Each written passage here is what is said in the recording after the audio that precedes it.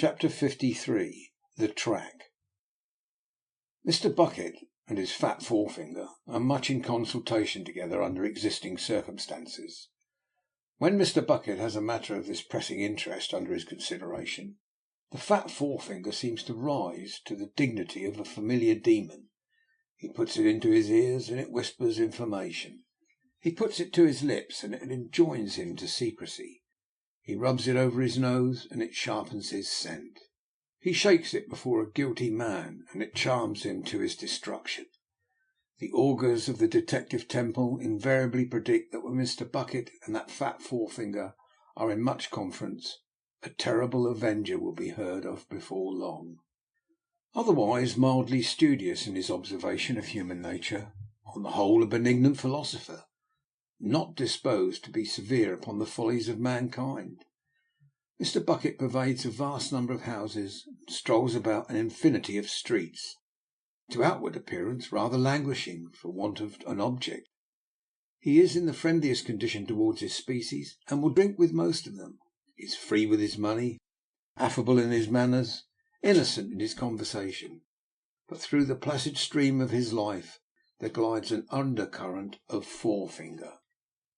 Time and place cannot bind Mr. Bucket. Like a man in the abstract, he is here to-day and gone to-morrow. But, very unlike man indeed, he is here again the next day. This evening he will be casually looking into the iron extinguishers at the door of Sir Leicester Dedlock's house in town, and to-morrow morning he will be walking on the leads at Chesney Wold, where erst the old man walked whose ghost is propitiated with 100 guineas. Drawers, desks, pockets, all things belong to him. Mr. Bucket examines. A few hours afterwards he and the Roman will be alone together, comparing forefingers. It is likely that these occupations are irreconcilable with home enjoyment, but it is certain that Mr. Bucket at present does not go home, though in general he highly appreciates the society of Mrs. Bucket, a lady of a natural detective genius, which, if it had been improved by professional exercise, might have done great things, but which has paused at the level of a clever amateur. He holds himself aloof from that dear solace. Mrs. Bucket is dependent on their lodger, fortunately an amiable lady, in whom she takes an interest for companionship and conversation. A great crowd assembles in Lincoln's Inn Fields on the day of the funeral. Sir Leicester Dedlock attends the ceremony in person. Strictly speaking, there are only 3 other human followers, that is to say, Lord Doodle, William Buffy, and the debilitated cousin, thrown in as a make-weight. The amount of inconsolable carriages is immense. The peerage contributes more four-wheeled affliction than has ever been seen in that neighbourhood. Such is the assemblage of armorial bearings on coach panels, that the Herald's College might be supposed to have lost its father and mother at a blow. The Duke of Foodle sends a splendid pile of dust and ashes, with silver-wheeled boxes, patent axles, all the last improvements, and 3 bereaved worms 6 foot high, holding on behind in a bunch of woe. All the state coachmen in London seem plunged into mourning, and if that dead old man of the rusty garb be not beyond a taste in horseflesh, which appears impossible, it must be highly gratified this day. Quiet among the undertakers and the equipages and the calves of so many legs all steeped in grief, Mr. Bucket sits concealed in one of the inconsolable carriages, and at his ease surveys the crowd through the lattice blinds. He has a keen eye for a crowd, as for what not, and looking here and there, now from this side of the carriage, now from the other, now up at the house windows, now along the people's heads, nothing escapes him. "And there you are, my partner, eh?" says Mr. Bucket to himself, apostrophising Mrs. Bucket, stationed by his favour on the steps of the deceased's house. "And so you are, and so you are, and very well indeed you're looking, Mrs. Bucket." The procession has not started yet, but is waiting for the cause of its assemblage to be brought out. Mr. Bucket, in the foremost emblazoned carriage, uses his 2 fat fingers to hold the lattice a hair's breadth open while he looks, and it says a great deal for his attachment as a husband that he is still occupied with Mrs. B. "There you are, my partner, eh?" he murmuringly repeats, "and I'll lodge with you. I'm taking notice of you, Mrs. Bucket. I hope you're all right in your health, my dear." Not another word does Mr. Bucket say, but sits with most attentive eyes until the sacked depository of noble secrets is brought down. Where are all those secrets now? Does he keep them yet? Did they fly with him on that sudden journey until the procession moves, and Mr. Bucket's view is changed, after which he composes himself for an easy ride, and takes note of the fittings of the carriage in case he should ever find such knowledge useful. Contrast enough between Mr. Tulkinghorn shut up in his dark carriage and Mr. Bucket shut up in his, between the immeasurable track of space beyond the little wound that has thrown the one in the fixed sleep which jolts so heavily over the stones of the streets, and the narrow track of blood which keeps the other in the watchful state expressed in every hair of his head. But it is all one to both. Neither is troubled about that. Mr. Bucket sits out the procession in his own easy manner, and glides from the carriage when the opportunity he has settled with himself arrives. He makes for Celesta Dedlock's, which is at present a sort of home to him, where he comes and goes as he likes at all hours, where he is always welcome and made much of, where he knows the whole establishment, and walks in an atmosphere of mysterious greatness. No knocking or ringing for Mr. Bucket. He has caused himself to be provided with a key, and can pass in at his pleasure. As he is crossing the hall, Mercury informs him, "There's another letter for you, Mr. Bucket, come by post," and gives it him. "Another one, eh?" says Mr. Bucket. If Mercury should chance to be possessed by any lingering curiosity as to Mr. Bucket's letters, that wary person is not the man to gratify him. Mr. Bucket looks at him as if his face were a vista of some miles in length, and he were leisurely contemplating the same. "Do you happen to carry a box?" says Mr. Bucket. Unfortunately, Mercury is no snuff taker. "Could you fetch me a pinch from anywhere?" says Mr. Bucket. "Thank ye. It don't matter what it is. I'm not particular as to the kind. Thank ye." Having leisurely helped himself from a canister borrowed from somebody downstairs for the purpose, and having made a considerable show of tasting it, first with one side of his nose and then with the other, Mr. Bucket, with much deliberation, pronounces it of the right sort, and goes on, letter in hand. Now, although Mr. Bucket walks upstairs to the little library within the larger one, with the face of a man who receives some scores of letters every day, it happens that much correspondence is not incidental to his life. He is no great scribe, rather handling his pen like the pocket staff he carries about with him, always convenient to his grasp, and discourages correspondence with himself and others as being too artless and direct a way of doing delicate business. Further, he often sees damaging letters produced in evidence, and has occasion to reflect that it was a green thing to write them. For these reasons he has very little to do with letters, either as a sender or receiver, and yet he has received a round of half dozen within the last 24 hours. "And this," says Mr. Bucket, spreading it out on the table, "is in the same hand, and consists of the same 2 words. What 2 words?" He turns the key in the door, ungirdles his black pocket book of fate to many, lays another letter by, and reads, boldly written in each, "Lady Dedlock." "Yes, yes," says Mr. Bucket, "but I could have made the money without this anonymous information." Having put the letters in his book of fate and girdled it up again, he unlocks the door just in time to admit his dinner, which is brought upon a goodly tray with a decanter of sherry. Mr. Bucket frequently observes in friendly circles, where there is no restraint, that he likes a toothful of your fine old brown East India sherry better than anything you can offer him. Consequently, he fills and empties his glass with a smack of his lips, and is proceeding with his refreshment when an idea enters his mind. Mr. Bucket softly opens the door of communication between that room and the next, and looks in. The library is deserted, and the fire is sinking low. Mr. Bucket's eye, after taking a pigeon flight around the room, alights upon a table where letters are usually put as they arrive. Several letters for Celeste are upon it. Mr. Bucket draws near and examines the directions. "No," says he, "there's none in that hand. It's only me as is written to. I can break it to Celesta Dedlock, Baronet, to-morrow." With that he returns to finish his dinner with a good appetite, and after a light nap is summoned into the drawing-room. Celesta has received him there several evenings past, to know whether he has anything to report. The debilitated cousin, much exhausted by the funeral, and Volumnia too are in attendance. Mr. Bucket makes three distinctly different bows to these three people: a bow of homage to Celesta, a bow of gallantry to Volumnia, and a bow of recognition to the debilitated cousin, to whom it airily says, "You are a swell about town, and you know me, and I know you." Having distributed these little specimens of his tact, Mr. Bucket rubs his hands. "Have you anything new to communicate, officer?" inquires Celesta. "Do you wish to hold any conversation with me in private?" "Why, not to-night, Celesta Dedlock, Baronet." "Because my time," pursues Celesta, "is wholly at your disposal with a view to the vindication of the outraged majesty of the law."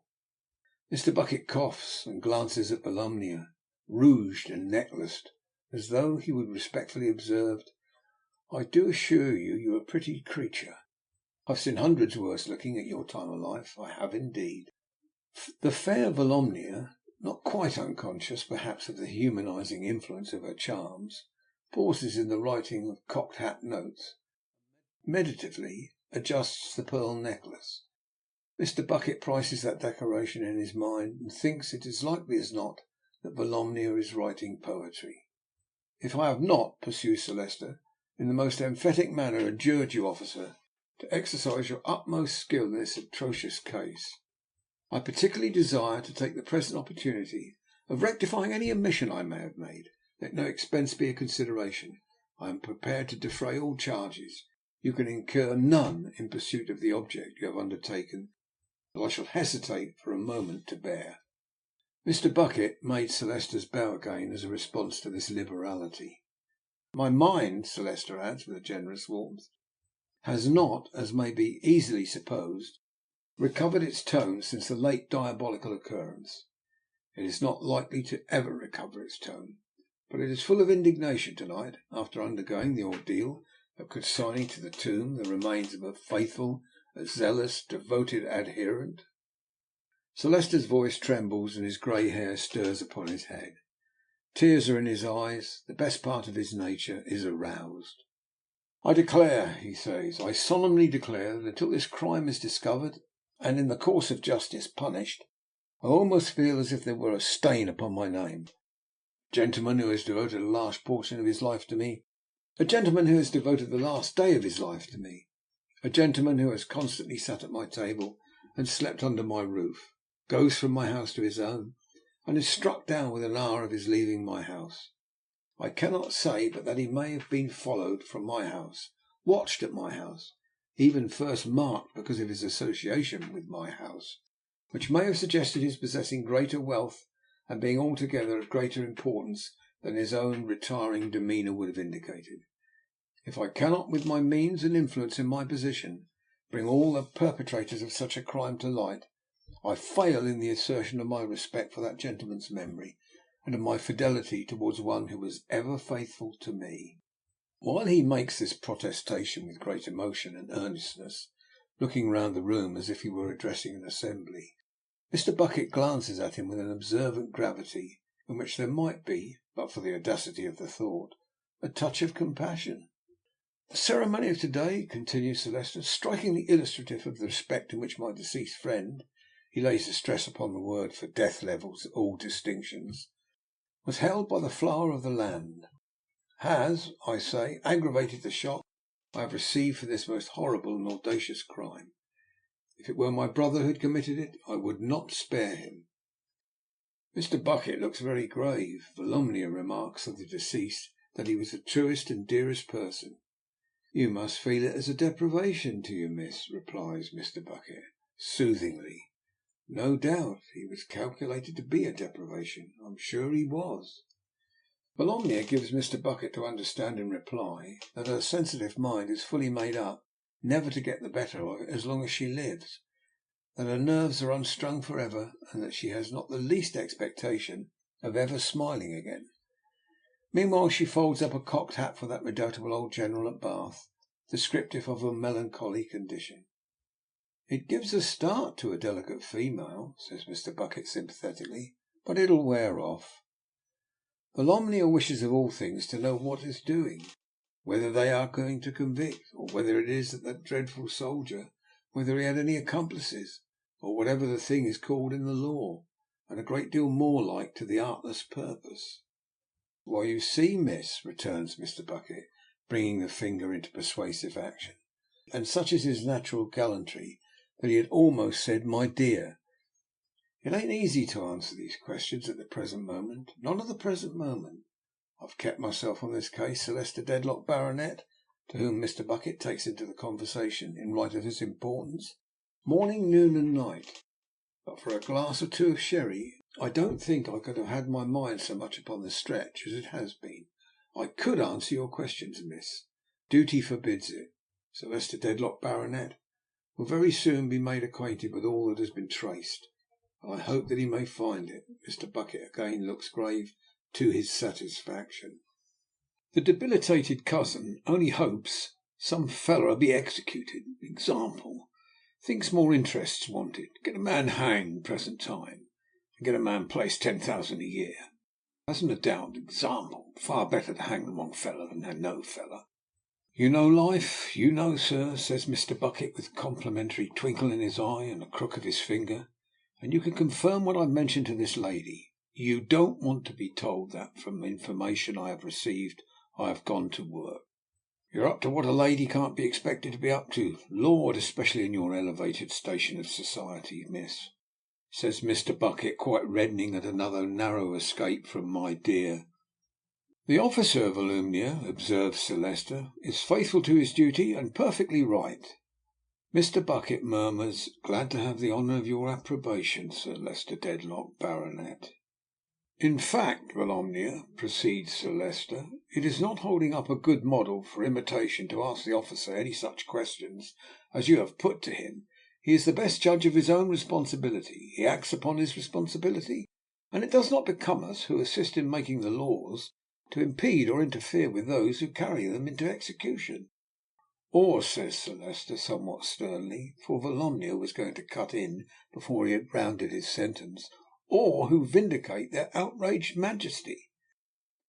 Volumnia, with all humility, explains that she had not merely the plea of curiosity to urge, in common with the giddy youth of her sex in general, but that she is perfectly dying with regret and interest for the darling man whose loss they all deplore. "Very well, Volumnia," returns Sir Leicester, "then you cannot be too discreet." Mr. Bucket takes the opportunity of a pause to be heard again.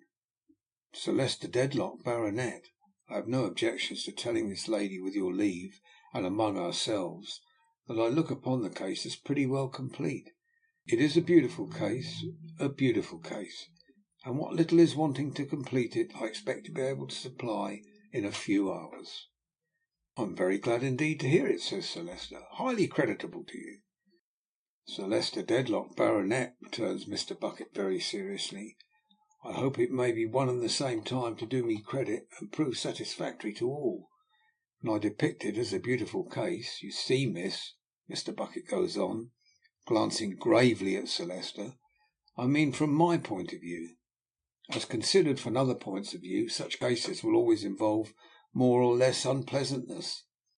Very strange things come to our knowledge in families, miss, bless your heart. What you would think to be phenomenons, quite. Volumnia, with her innocent little scream, supposes so.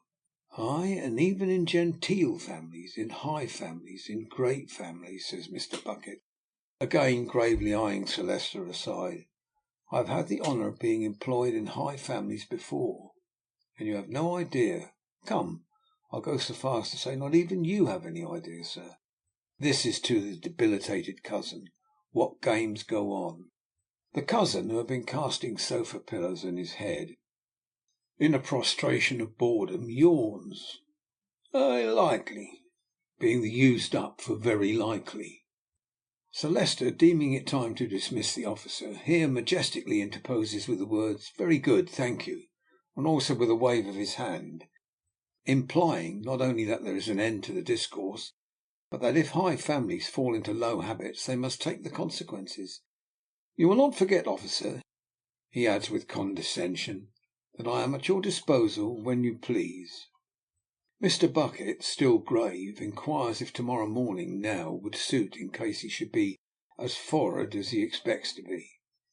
Sir Leicester replies, "All times are alike to me." Mr. Bucket makes his 3 bows, and is withdrawing when a forgotten point occurs to him. "May I ask, by the by," he says in a low voice, cautiously returning, "who posted the reward bill on the staircase?" "I ordered it to be put up there," replies Sir Leicester.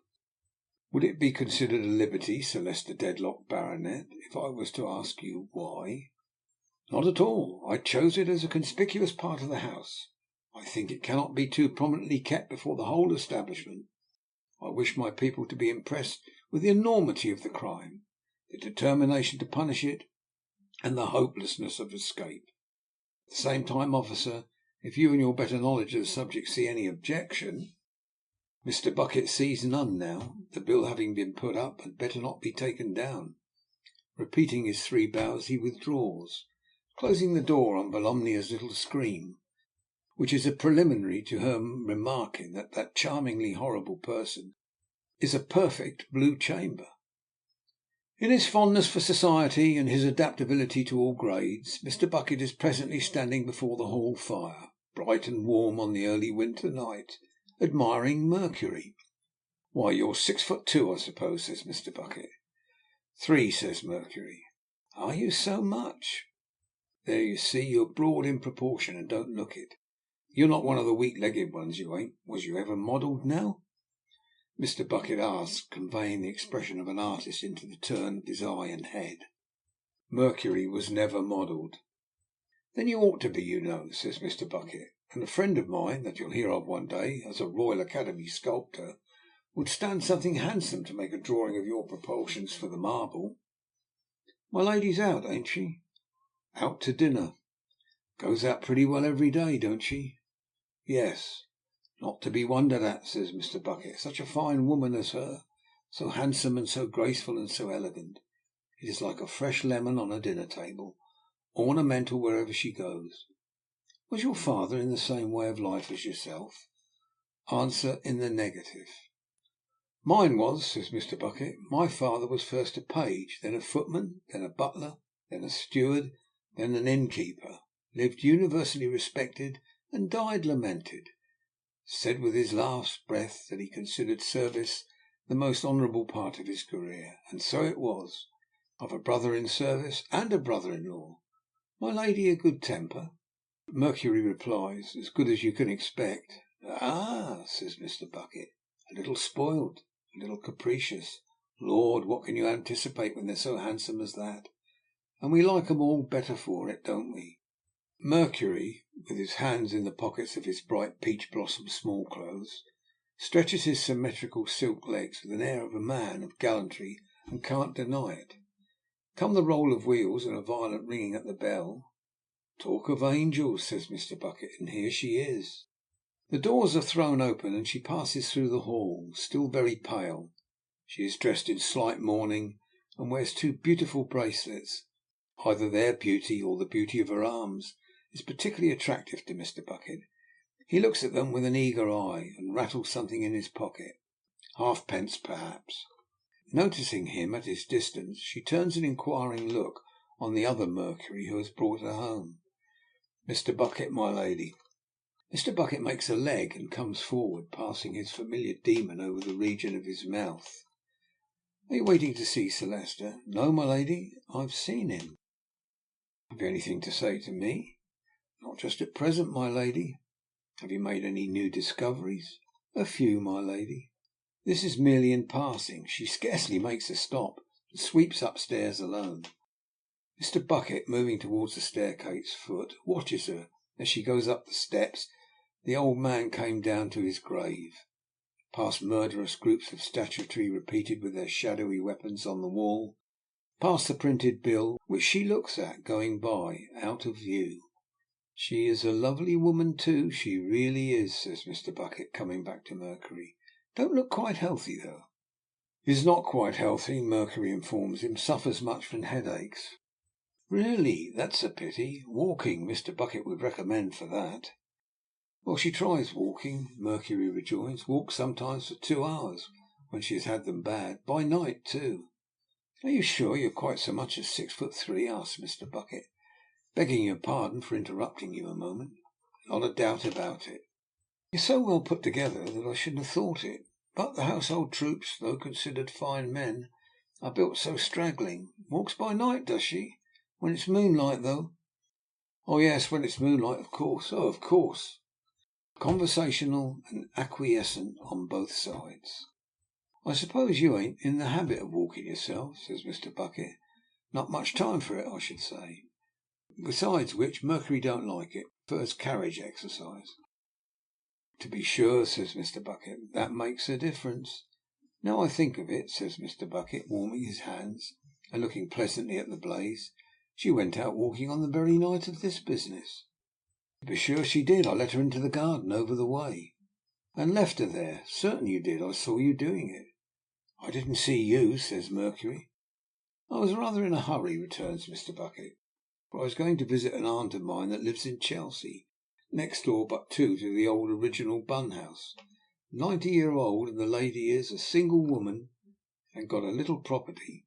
Yes, I chanced to be passing at the time. Let's see, what time might that be? It wasn't 10. 9:30. You're right, so it was. And if I don't deceive myself, my lady was muffled in a loose black mantle with a deep fringe on it. Of course she was."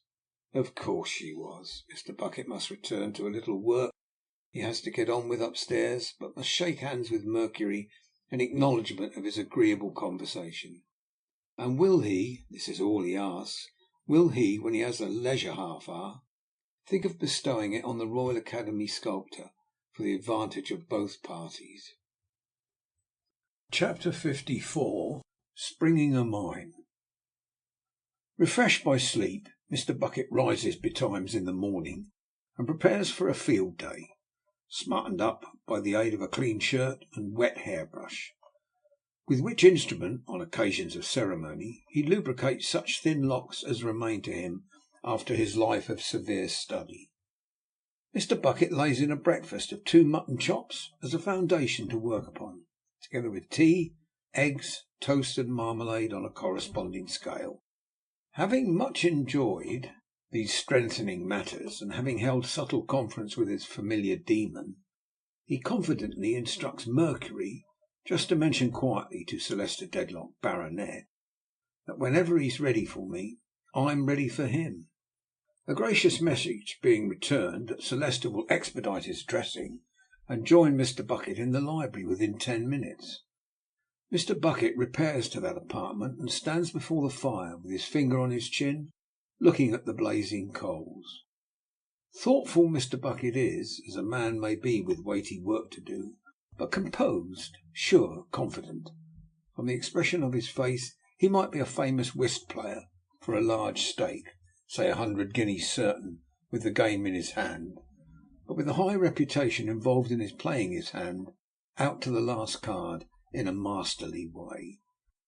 Not in the least anxious or disturbed is Mr. Bucket when Sir Leicester appears, but he eyes the baronet aside as he comes slowly to his easy chair, with that observant gravity of yesterday, in which there might have been yesterday, for the audacity of the idea, a touch of compassion. "I'm sorry to have kept you waiting, officer, but I'm rather later than my usual hour this morning. I'm not well. The agitation and the indignation for which I have recently suffered have been too much for me. I am subject to gout." Sir Leicester was going to say indisposition, and would have said it to anybody else, but Mr. Bucket palpably knows all about it, and recent circumstances have brought it on. As he takes his seat with some difficulty, and with an air of pain, Mr. Bucket draws a little nearer, standing with one of his large hands on the library table. "I am not aware, officer," Sir Leicester observes, raising his eyes to his face, "whether you do wish us to be alone, but that is entirely as you please. If you do, well and good. If not, Miss Dedlock would be interested." "Why, Sir Leicester Dedlock, Baronet," returns Mr. Bucket, with his head persuasively on one side, and his forefinger pendant at one ear like an earring, "we can't be too private just at present. You will presently see that we can't be too private. A lady, under the circumstances, especially in Miss Dedlock's elevated station of society, can't but be agreeable to me. But speaking without a view to myself, I will take the liberty of assuring you that I know we can't be too private." "That is enough." So much so, Sir Leicester Dedlock, Baronet, Mr. Bucket resumes, that I was on the point of asking your permission to turn the key in the door. By all means. Mr. Bucket skilfully and softly takes that precaution, stooping on his knee for a moment, from mere force of habit, so to adjust the key in the lock, so that no one shall peep in from the outer side. Sir Leicester Dedlock, Baronet, I mentioned yesterday evening that I wanted but a very little to complete this case. I have now completed it, and collected proof against the person who did this crime. Against the soldier?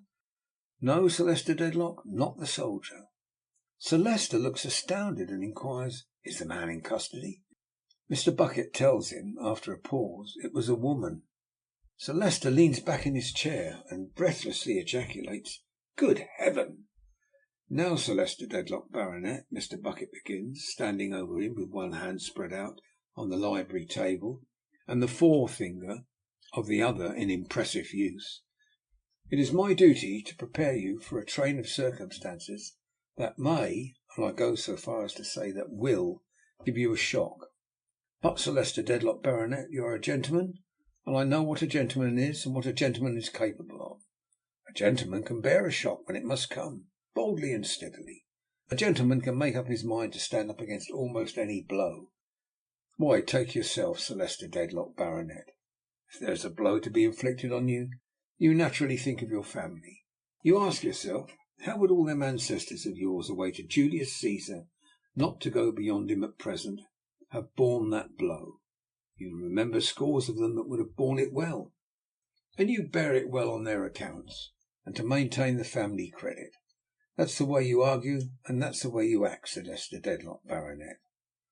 Sir Leicester, leaning back in his chair and grasping the elbows, sits looking at him with a stony face. Now, Sir Leicester Dedlock, proceeds Mr. Bucket, thus preparing you, let me beg of you not to trouble your mind for a moment as to anything having come to my knowledge. I know so much about so many characters, high and low, that a piece of information more or less don't signify a straw. I don't suppose there's a move on the board that would surprise me, and as to this or that move having taken place, why, my knowing it is no odds at all. Any possible move whatever, provided it's in the wrong direction, being a probable move according to my experience. Therefore, what I say to you, Sir Leicester Dedlock, Baronet, is don't you go and let yourself be put out of the way because of my knowing anything of your family. I thank you for your preparation, returned Sir Leicester after a silence, without moving hand, foot, or feature, which I hope is not necessary, though I give it credit for being well intended. Be so good as to go on. Also, Sir Leicester seems to shrink in the shadow of his figure, also to take a seat, if you have no objection. None at all. Mr. Bucket brings a chair and diminishes his shadow. Now, Sir Leicester Dedlock, Baronet, with this short preface, I come to the point. Lady Dedlock. Sir Leicester raises himself in his seat and stares at him fiercely. Mr. Bucket brings the finger into play as an emollient. Lady Dedlock, you see, she's universally admired. That's what her ladyship is. She's universally admired, says Mr. Bucket. I would greatly prefer, officer, Sir Leicester returns stiffly, my lady's name being entirely omitted from this discussion. So would I, Sir Leicester Dedlock, Baronet, but it's impossible. Impossible? Mr. Bucket shakes his relentless head. Sir Leicester Dedlock, Baronet, it is altogether impossible. What I've got to say is about her ladyship. She is the pivot it all turns on. Officer, retorts Sir Leicester with a fiery eye and a quivering lip, you know your duty, do your duty, but be careful not to overstep it. I would not suffer it, I would not endure it. You bring my lady's name into this communication upon your responsibility. My lady's name is not a name for common persons to trifle with. Sir Leicester Dedlock, Baronet, I say what I must say, and no more. I hope it may prove so. Very well, go on, sir. Glancing at the angry eyes which now avoid him, and at the angry figure trembling from head to foot, yet striving to be still, Mr. Bucket feels his way with his forefinger, and in a low voice proceeds. Sir Leicester Dedlock, Baronet, it becomes my duty to tell you that the deceased Mr. Tulkinghorn long entertained mistrusts and suspicions of Lady Dedlock. If he had dared to breathe them to me, sir, which he never did, I would have killed him myself, exclaimed Sir Leicester, striking his hand upon the table. but in the very heat and fury of the act he stops, fixed by the knowing eyes of Mr. Bucket, whose forefinger is slowly going, and who, with mingled confidence and patience, shakes his head. Sir Leicester Dedlock, the deceased Mr. Tulkinghorn, was deep and close on what he fully had in his mind, but I know from his lips that he long ago suspected Lady Dedlock, and when you yourself, Sir Leicester Dedlock, were present, the existence, in great poverty, of a certain person who had been her lover before you courted her, and who ought to have been her husband. Mr. Bucket stops and deliberately repeats, ought to have been her husband. Not a doubt about it.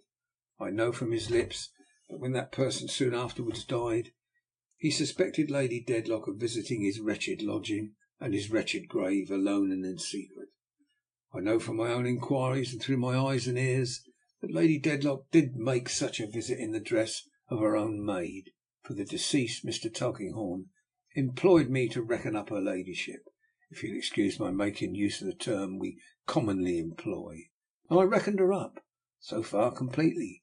I confronted the maid in the chambers in Lincoln's Inn Field with a witness who had been Lady Dedlock's guide, and there couldn't be the shadow of a doubt that she had worn the young woman's dress unknown to her. Sir Leicester Dedlock, Baronet, I did endeavour to pave the way a little towards these unpleasant disclosures yesterday by saying that very strange things happened even in high families sometimes. And all this and more has happened in your own family, and to and through your own lady. It is my belief that the deceased Mr. Tulkinghorn followed up these inquiries to the hour of his death, and that he and Lady Dedlock even had bad blood between them upon the matter that very night. Now, only you put that to Lady Dedlock, Sir Leicester Dedlock, Baronet, and ask her ladyship whether, even after he had left here, she didn't go down to his chambers with the intention of saying something further to him, dressed in a loose black mantle with a deep fringe to it. Sir Leicester sits like a statue, gazing at the cruel finger that is probing the life-blood of his heart. You put that to her ladyship, Sir Leicester Dedlock, Baronet, from me, Inspector Bucket of the detective, and if her ladyship makes any difficulty about admitting of it, you tell her that it's no use, that Inspector Bucket knows it, and knows that she knows she passed him on the staircase. Now, Sir Leicester Dedlock, Baronet, why do I relate all this? Sir Leicester, who has covered his face with his hands, uttering a single groan, requests him to pause for a moment, and by he takes his hands away, and so preserves his dignity and outward calmness, but there is no more colour in his face than in his white hair. That Mr. Bucket is a little awed by him. Something frozen and fixed is upon his manner, over and above its usual shell of haughtiness, and Mr. Bucket soon detects an unusual slowness in his speech, which now and then, a curious trouble in beginning, which occasions him to utter inarticulate sounds. With such sounds he now breaks the silence. Soon, however, controlling himself to say that he does not comprehend why a gentleman so faithful and zealous as the late Mr. Tulkinghorn should have communicated to him nothing of this painful, this distressing, this unlooked for, this overwhelming, this incredible intelligence. Again, Sir Leicester Dedlock, Baronet, returns Mr. Bucket, put it to her ladyship to clear that up. Put it to her ladyship if you think it right, from Inspector Bucket of the detective. You'll find, or I'm much mistaken, that the deceased Mr. Tulkinghorn had the intention of communicating the whole to you as soon as he considered it ripe, and further, that he had given her ladyship so to understand. Why, he might have been going to reveal it in the very morning when I examined the body. You don't know what I'm going to say and do in 5 minutes from this present time, Sir Leicester Dedlock, Baronet. And supposing I was to be picked off, you might wonder why I hadn't done it. Don't you see? True. Sir Leicester, avoiding some trouble with these obtrusive sounds, says true. At this juncture a considerable noise of voices is heard in the hall. Mr. Bucket, after listening, goes to the library door, swiftly unlocks and opens it, and listens again. Then he draws in his head and whispers hurriedly but composedly, Sir Leicester Dedlock, Baronet, this unfortunate family affair has taken air, as I expected it might. The deceased Mr. Tulkinghorn being cut down so sudden, the chance to hush it up is to let in these people. Would you just throw in a nod when I seem to ask you for it? Sir Leicester indistinctly answers, "Officer, the best you can, the best you can." Mr. Bucket, with a nod and a sagacious crook of the forefinger, slips into the hall, where voices quickly die away. He is not long in returning, a few paces ahead of Mercury, and a brother deity, also powdered and in peach blossom smalls, who bears between them a chair, in which is an incapable old man. Another man and two women come in behind. Directing the pitching of the chair in an affable and easy manner, Mr. Bucket dismisses the Mercuries and locks the door again. Sir Leicester looks on at this invasion of the sacred precincts with an icy stare. "Now, perhaps you may know me, ladies. I am Inspector Bucket of the Detective, I am. And this," producing a tip of his convenient little staff from his breast pocket, "is my authority. Now, you wanted to see Sir Leicester Dedlock, Baronet. Well, you do see him. And mind you, it ain't every one that's admitted to that honour. Your name, old gentleman, is Smallweed." "I know it well." "Well, you never heard any harm of it," cries Mr. Smallweed in a shrill, loud voice. "You don't happen to know why they killed the pig, do you?" retorts Mr. Bucket with a steadfast look, not without loss of temper. "No?" "Why they killed him," says Mr. Bucket, "on account of his having so much cheek. Don't you get into the same position, because it isn't worthy of you. You ain't in the habit of conversing with a deaf person, are you?" "Yes," snarls Mr. Smallweed, "my wife's deaf." "That accounts for your pitching your voice so high. But she ain't here. Just pitch it an octave or two lower, will you? And I'll not only be obliged to you, but it'll do you more credit," says Mr. Bucket. "This other gentleman is in the preaching line, I think." "Name of Chadband," Mr. Smallweed puts in, speaking henceforth in a much lower key. "Once had a friend and a brother sergeant of the same name," says Mr. Bucket, offering his hand, "and consequently feel a liking for it. Mrs. Chadband, no doubt."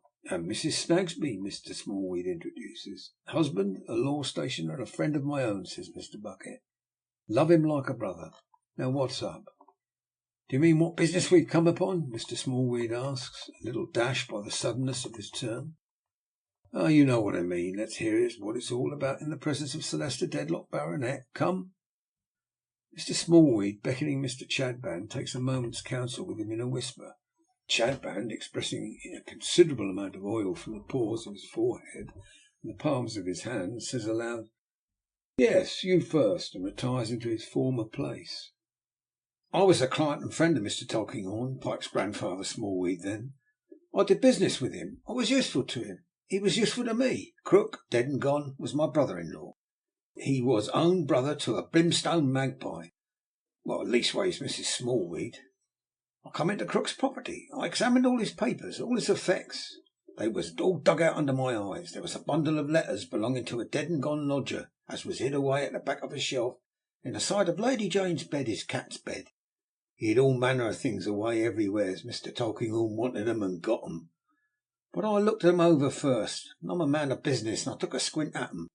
There was letters from the lodger's sweetheart, and she signed Honoria. Dear me, that's not a common name, Honoria, is it? There's no lady in this house that signs Honoria, is there? Oh no, I don't think so. Oh no, I don't think so. And not in the same hand, perhaps. Oh no, I don't think so." Here Mr. Smallweed, seized with a fit of coughing in the midst of his triumph, breaks off to ejaculate, "Oh dear me! Oh Lord, I'm shaken all to pieces." "Now, when you're ready," says Mr. Bucket, after awaiting his recovery, "to come to anything that concerns Sir Leicester Dedlock, Baronet, here the gentleman sits, you know." "Haven't I come to it, Mr. Bucket?" cries Grandfather Smallweed. "Isn't the gentleman concerned yet? Not with Captain Horden and his ever affectionate Honoria, and their child into the bargain? Come then, I want to know where those letters are. That concerns me. If it don't concern Sir Leicester Dedlock, I will know where they are. I won't have them disappear so quietly. I handed them over to my friend and solicitor, Mr. Tulkinghorn, not to anybody else." "Why, he'd paid you for them, you know, and handsome too," says Mr. Bucket. "I don't care for that. I want to know who's got 'em. And I tell you what we want, what we all here want, Mr. Bucket. We want more painstaking and search making into this murder. We know where the interest and the motive was, and you have not done enough. If George the vagabond dragoon had any hand in it, he was only an accomplice, and was set on, you know what I mean, as well as any man. Now, I'll tell you what," says Mr. Bucket, instantaneously altering his manner, coming close to him, and communicating an extraordinary fascination to the forefinger. I'm damned if I'm going to have my case spoilt or interfered with or anticipated by so much as half a second of time by any human being in creation. You want more painstaking and search-making. You do. Don't you see this hand, and don't you think that I don't know the right time to stretch it out and put it on the arm that fired the shot? Such is the dread power of the man, and so terrible evident it is that he makes no idle boast, that Mr. Smallweed begins to apologise. Mr. Bucket, dismissing his sudden anger, checks him. The advice I give you is, don't you trouble your head about the murder. That's my affair. You keep half an eye on the newspapers, and I shouldn't wonder if you was to read something about it before long, if you look sharp. I know my business, and that's all I've got to say to you on that subject. Now, about those letters. You want to know who's got 'em? I don't mind telling you. I've got 'em. Is that the packet? Mr. Smallweed looks with greedy eyes at the little bundle Mr. Bucket produces from a mysterious part of his coat, and identifies it as the same. What have you got to say next? Asked Mr. Bucket. Now, don't open your mouth too wide, because you don't look handsome when you do it. I want £500. No, you don't. You mean 50, says Mr. Bucket humorously. It appears, however, that Mr. Smallweed means 500. That is, I am deputed by Sir Leicester Dedlock, Baronet, to consider, without admitting or promising anything, this bit of business, says Mr. Bucket. Sir Leicester mechanically bows his head. And you ask me to consider a proposal of £500. Why, it's an unreasonable proposal. 250 would be bad enough, but better than that. Hadn't you better say 250? Mr. Smallweed is quite clear that he had better not. Then, says Mr. Bucket, let's hear Mr. Chadband, Lord, and a moderate man he was in all respects as I ever come across. Thus invited, Mr. Chadband steps forth, and after a little sleek smiling, a little oil grinding with the palm of his hands, delivers himself as follows. My friends, we are now, Rachel and my wife and I, in the mansions of the rich and great. Why are we now in the mansions of the rich and great, my friends? It is because we are invited, because we are bidden to feast with them, because we are bidden to rejoice with them, because we are bidden to play the lute with them, because we are bidden to dance with them. No, then why are we here, my friends? Are we here in possession of a sinful secret? And do we require corn and wine and oil, or what is much the same thing, money, for the keeping thereof? You are a man of business, you are, returns Mr. Bucket, very attentive, and consequently you are going on to mention what the nature of your secret is. You are right. You couldn't do better. Let us then, my brother, in the spirit of love, says Mr. Chadband with a cunning eye, proceed unto it. Rachel, my wife, advance. Mrs. Chadband, more than ready, so advances to jostle her husband into the background, and confronts Mr. Bucket with a hard, frowning smile. Since you want to know what we know, says she, I'll tell you. I helped bring up Miss Horden, her ladyship's daughter. I was in the service of her ladyship's sister, who was very sensitive to the disgrace her ladyship brought upon her, and gave out, even to her ladyship, that the child was dead. She was very nearly so when she was born, but she's alive, and I know her. With these words and a laugh, and laying a bitter stress on the word ladyship, Mrs. Chadband folds her arms and looks implacably at Mr. Bucket. I suppose now, returns that officer, you will be expecting a £20 note, or a present of about that figure. Mrs. Chadband merely laughs, and contemptuously tells him he can offer 20 pence. My friend the Law Stationer's good lady over there, says Mr. Bucket, luring Mrs. Snagsby forward with a finger. What may your game be, ma'am? Mrs. Snagsby is at first prevented by tears and lamentations from stating the nature of her game, but by degrees it confusedly comes to light that she is a woman overwhelmed with injuries and wrongs, whom Mr. Snagsby has habitually deceived, abandoned, and sought to keep in darkness, and whose chief comfort under her afflictions has been the sympathy of the late Mr. Tulkinghorn, who showed so much commiseration for her on one occasion of his calling in Cook's Court in the absence of her perjured husband, that she has of late habitually carried to him all her woes. Everybody, it appears, the present company excepted, had plotted against Mrs. Snagsby's peace.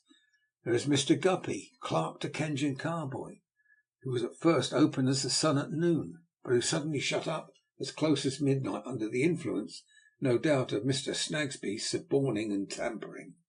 There's Mr. Weevil, friend of Mr. Guppy, who lived mysteriously up a court owing to the like coherent causes. There was Crook deceased. There was Nimrod deceased. There was Joe deceased. And they were all in it, in what Mrs. Snagsby does not with particularity express. But she knows that Joe was Mr. Snagsby's son, as well as if a trumpet had spoken it. And she followed Mr. Snagsby when he went on his last visit to the boy. And if he was not his son, why did he go? The one occupation of her life has been, for some time back, to follow Mr. Snagsby to and fro, and up and down, and to piece the suspicious circumstances together. And every circumstance that has happened has been most suspicious, and in this way she has pursued her object of detecting and confounding her false husband, night and day. Thus did it come to pass that she brought the Chadbands and Mr. Tulkinghorn together, and conferred with Mr. Tulkinghorn on the change in Mr. Guppy, and helped to turn up the circumstances in which the present company are interested, casually by the wayside, being still and ever on the great high road that is to terminate in Mr. Snagsby's full exposure and a matrimonial separation. All this Mrs. Snagsby, as an injured woman, and the friend of Mrs. Chadband, and the follower of Mr. Chadband, and the mourner of the late Mr. Tulkinghorn, is here to certify under the seal of confidence, with every possible confusion and involvement, possible and impossible, having no pecuniary motive whatever, no scheme or project but the one mentioned, and bringing here and taking everywhere her own dense atmosphere of dust, arising from the ceaseless working of her mill of jealousy. While this exordium is in hand, and it takes some time, Mr. Bucket, who has seen through the transparency of Mrs. Snagsby's vinegar at a glance, confers with his familiar demon, and bestows his shrewd attention on the Chadbands and Mr. Smallweed. Sir Leicester Dedlock remains immovable, with the same icy surface upon him, except that he once or twice looks towards Mr. Bucket, as relying on that officer alone of all mankind. "Very good," says Mr. Bucket. "Now I understand you, you know, and being deputed by Sir Leicester Dedlock, Baronet, to look into this little matter," again Sir Leicester mechanically bows in confirmation of the statement, "can give it my fair and full attention. Now I won't allude to conspiring to extort money or anything of that sort, because we are men and women of the world here, and our object is to make things pleasant. But I tell you what I do wonder at. I'm surprised that you should think of making a noise below in the hall. It was so opposed to your interests. That's what I look at." "We wanted to get in," pleads Mr. Smallweed. "Why, of course you wanted to get in," Mr. Bucket asserts with cheerfulness. "But for an old gentleman at your time of life, what I call truly venerable, mind you, with his wits sharpened, as I have no doubt they are, by the loss of the use of his limbs, which occasions all his animation to mount up into his head, not to consider that if he don't keep such a business as the present as close as possible, it can't be worth a mag to him. It's so curious." "You see, your temper got the better of you. That's where you lost ground," says Mr. Bucket, in an argumentative and friendly way. "I only said I wouldn't go without one of the servants came up to Sir Leicester Dedlock," returns Mr. Smallweed. "That's it. That's where your temper got the better of you. Now keep it under another time, and you'll make money by it. Shall I ring for them to carry you down?" "When are we to hear more of this?" Mrs. Chadband sternly commands. "Bless your heart for a true woman. Always curious, your delightful sex is," replied Mr. Bucket with gallantry. "I shall have the pleasure of giving you a call to morrow or next day, not forgetting Mr. Smallweed and his proposal of £250. "500," exclaims Mr. Smallweed. "All right, nominally 500. Mr. Bucket has his hand on the bell rope. "Shall I wish you good day for the present on the part of myself and the gentlemen of the house?" he asks in an insinuating tone. Nobody having the hardihood to object to his doing so, he does it, and the party retire as they came up. Mr. Bucket follows them to the door, and returning, says with an air of serious business, "Sir Leicester Dedlock, Baronet, it's for you to consider whether or not to buy this up. I should recommend on the whole its being bought up myself, and I think it may be bought pretty cheap. You see, that little pickled cucumber of Mrs. Snagsby has been used by all sides of the speculation, and has done a deal more harm in bringing odds and ends together than if she had meant it. Mr. Tulkinghorn deceased, he held all these horses in his hand, and could have drove 'em his own way, I haven't a doubt, but he was fetched off the box head foremost, and now they have got their legs over the traces, and are all dragging and pulling their own ways. So it is, such is life. The cat's away, and the mice they play. The frost breaks up, and the water runs. Now with regard to the party to be apprehended. Sir Leicester seems to wait, though his eyes have been wide open, and he looks intently at Mr. Bucket, and Mr. Bucket refers to his watch. The party to be apprehended is now in this house, and with rising spirits. I am about to take her into custody in your presence, Sir Leicester Dedlock, Baronet. Don't say a word, nor yet stir. There'll be no noise, and no disturbance at all. I'll come back in the course of the evening, if agreeable to you, and endeavour to meet your wishes respecting this unfortunate family matter, and the noblest way of keeping it quiet.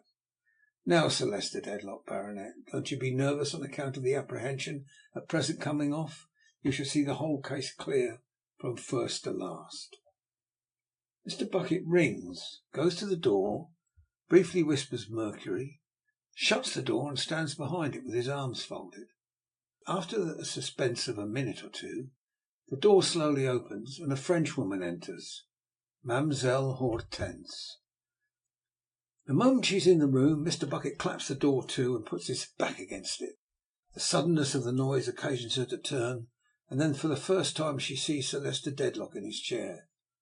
I ask your pardon, she mutters hurriedly. They tell me there was no one here. Her step towards the door brings her front to front with Mr. Bucket. Suddenly a spasm shoots across her face, and she turns deadly pale.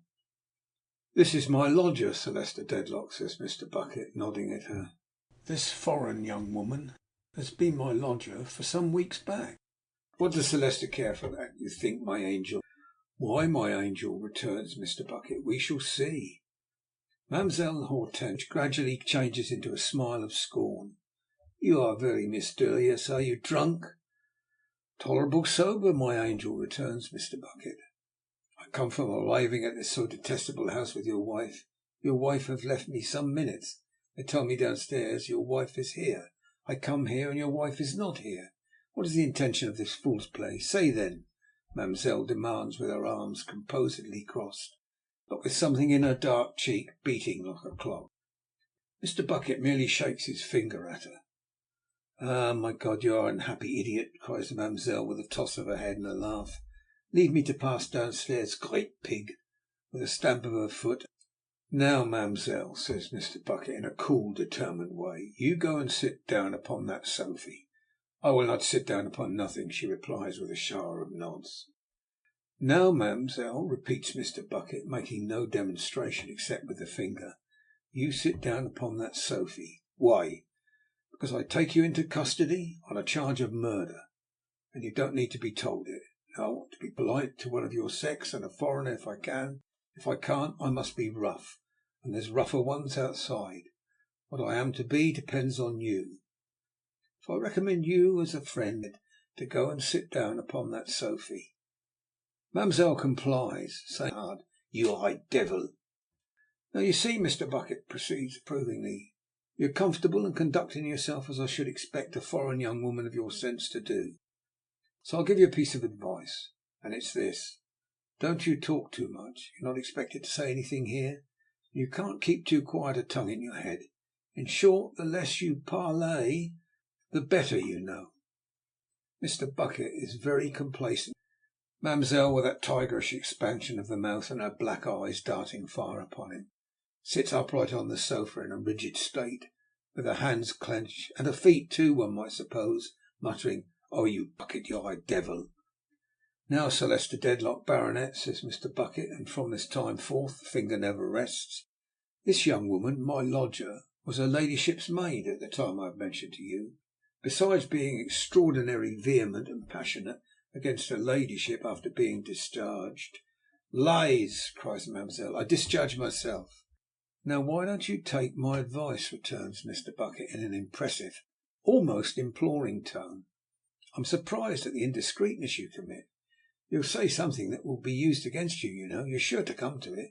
Never you mind what I say till it's given in evidence. It's not addressed to you." "Discharged too," cries mademoiselle furiously, "by her ladyship. My faith, her pretty ladyship. Why, I'll ruin my character by remaining with her ladyship so infame." "Upon my soul, I wonder at you," Mr. Bucket remonstrates. "I thought the French were a polite nation, I really did. Yet to hear a female going on like that before Sir Leicester Dedlock, Baronet." "He is a poor abused," cries mademoiselle.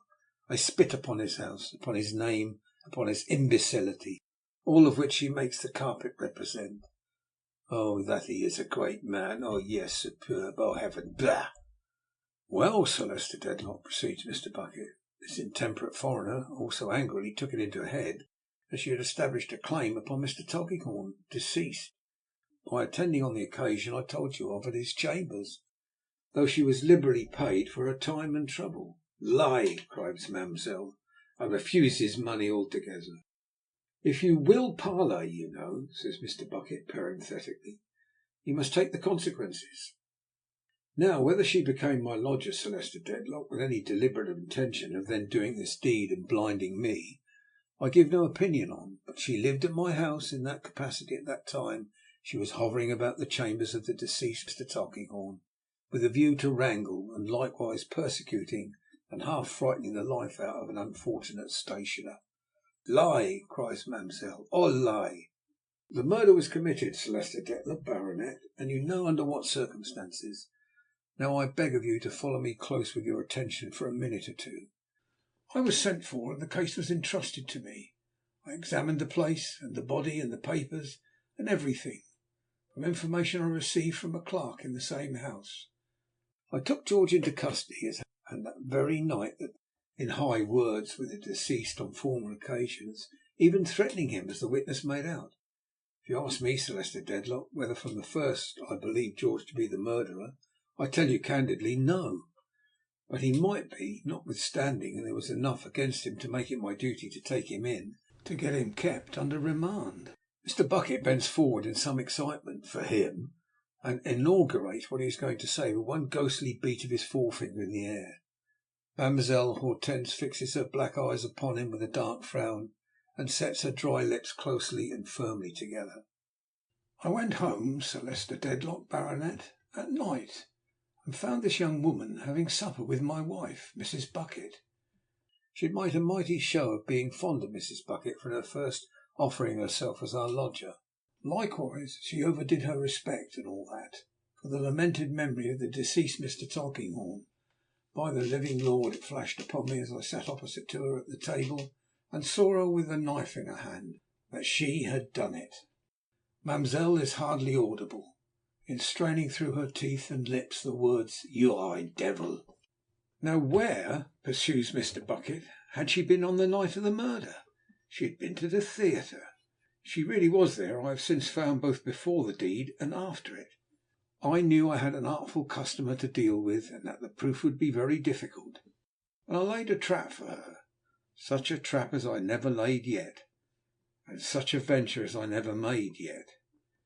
I worked it out in my mind while I was talking to her at supper. When I went upstairs to bed, our house being small and this young woman's ears sharp, I stuffed the sheet into Mrs. Bucket's mouth that she shouldn't say a word of surprise, and told her all about it. My dear, don't you give your mind to that again, or I shall link your feet together at the ankles." Mr. Bucket, breaking off, has made a noiseless descent upon mademoiselle, and laid his heavy hand upon her shoulder. "What's the matter with you now?" she asks him. "Don't you think any more," returns Mr. Bucket, with an admonitory finger, "of throwing yourself out of the window. That's what's the matter with me. Come, just take my arm. You needn't get up. I'll sit down by you. Now take my arm, will you? I'm a married man, you know. You're acquainted with my wife. Just take my arm." Vainly endeavouring to moisten those dry lips with a painful sound, she struggles with herself and complies. "Now we're all right again, Sir Leicester Dedlock, Baronet.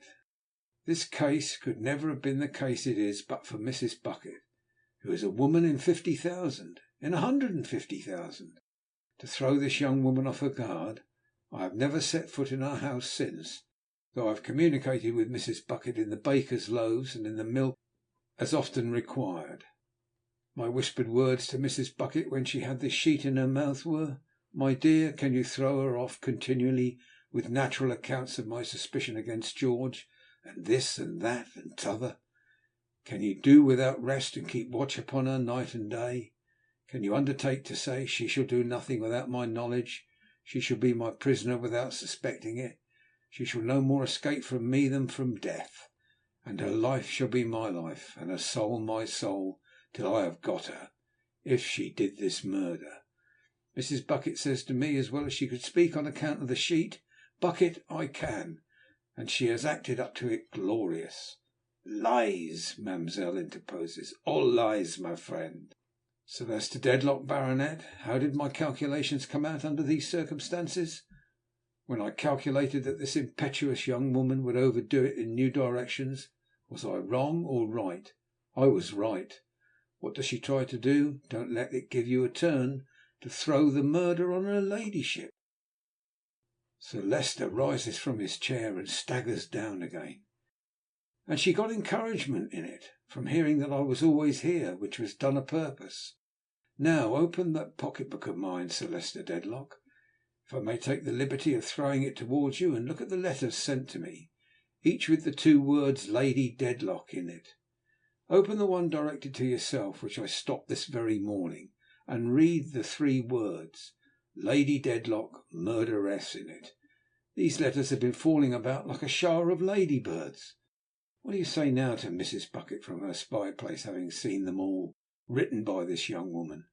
What do you say to Mrs. Bucket, having with this half hour secured the corresponding ink and paper, fellow half sheets, and what not?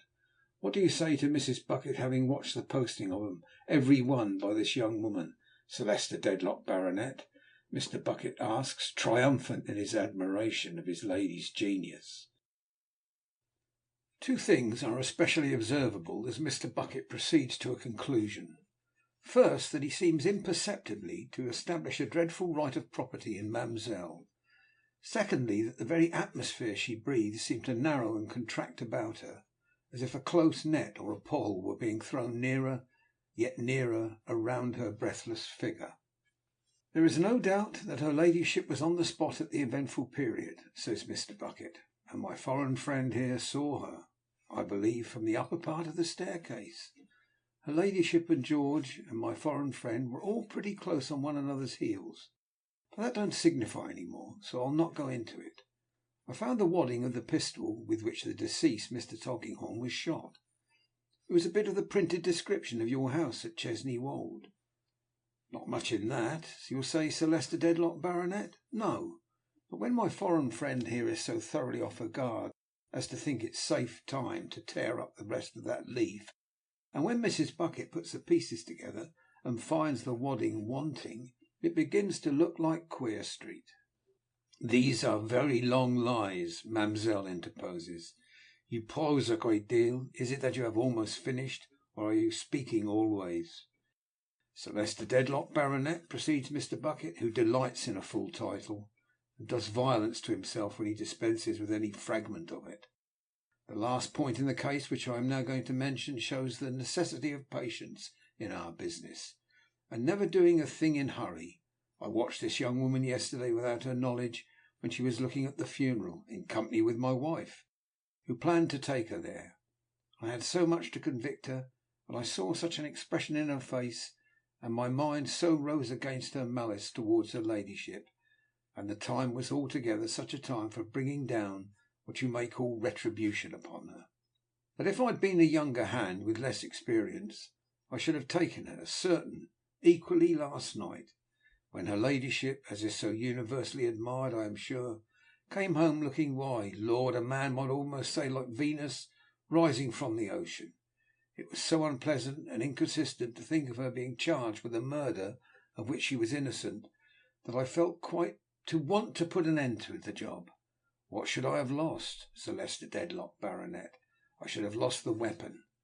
My prisoner here proposed to Mrs. Bucket, after the departure of the funeral, that they should go per bus a little ways into the country, and take tea at a very decent house of entertainment. Now, near that house of entertainment there's a piece of water, At tea my prisoner got up to fetch her pocket handkerchief from the bedroom where the bonnets was. She was rather a long time gone, and came back a little out of wind. As soon as they came home, this was reported to me by Mrs. Bucket, along with her observations and suspicions. I had the piece of water dragged by moonlight in presence of a couple of our men, and the pocket pistol was brought up before it had been there half a dozen hours. Now, my dear, put your arm a little further through mine, and hold it steady, and I shan't hurt you." In a trice Mr. Bucket snaps a handcuff on her wrist. "That's one," says Mr. Bucket. "Now the other, darling. Two, and all told." He rises, she rises too. "Where?" she asks him, darkening her large eyes until their drooping lids almost conceal them, and yet they stare. "Where is your false, your treacherous and cursed wife?" "She's gone forward to the police office," returns Mr. Bucket. "You'll see her there, my dear." "I would like to kiss her," exclaims Mademoiselle Hortense, panting tigress-like. "You'd bite her, I suspect," says Mr. Bucket. "I would," making her eyes very large. "I would love to tear her limb from limb." "Bless you, darling," says Mr. Bucket with the greatest composure. "I'm fully prepared to hear that. Your sex have such a surprising animosity against one another when you do differ.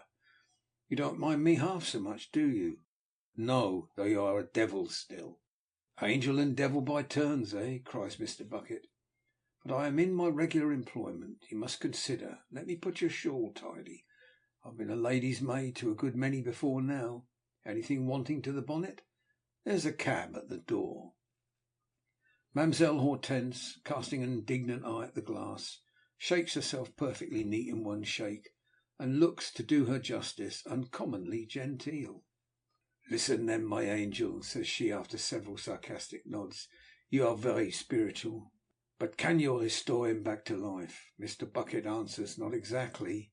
"That is droll. Listen yet one time. You are very spiritual. Can you make an honourable lady of her?" "Don't be so malicious," says Mr. Bucket. "Or a haughty gentleman of him?" cries Mademoiselle, referring to Celesta with ineffable disdain. "Eh? Oh, then regard him. The poor infant! Ha, ha!" "Come, come. Why, this is worse parleying than the other," says Mr. Bucket. "Come along. You cannot do these things, and you cannot do as you please with me. It is but the death. It is all the same. Let us go, my angel. Adieu, you old man grey. I pity you, and I despise you." With these last words she snaps her teeth together, as if her mouth closed with a spring. It is impossible to describe how Mr. Bucket gets her out, but he accomplishes that feat in a manner so peculiar to himself, enfolding and pervading her like a cloud, and hovering away with her as if he were a homely Jupiter, and she the object of his affections. Sir Leicester, left alone, remains in the same attitude, as though he were still listening, and his attention was still occupied. At length he gazes round the empty room, and finding it deserted, rises unsteadily to his feet, pushes back his chair, walks a few steps, supporting himself by the table. Then he stops, and with more of those inarticulate sounds, lifts up his eyes and seems to stare at something.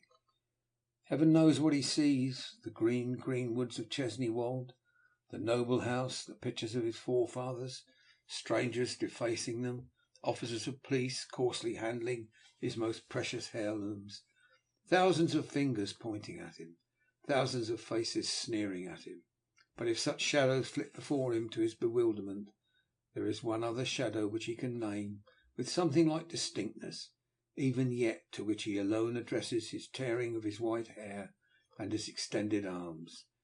It is she, in association with whom, saving that she has been for years a main fibre of the root of his dignity and pride, he has never had a selfish thought. It is she whom he has loved, admired, honoured, and set up for the world to respect. It is she who, at the core of all the constrained formalities and conventionalities of his life, has been a stock of living tenderness and love. Susceptible as nothing else is of being struck with the agony he feels, he sees her almost to the exclusion of himself, and cannot bear to look upon her cast down from the high place she has graced so well. And even at the point of his sinking on the ground, oblivious of his suffering, he can yet pronounce her name with something like distinctness in the midst of those intrusive sounds, and in a tone of mourning and compassion rather than reproach.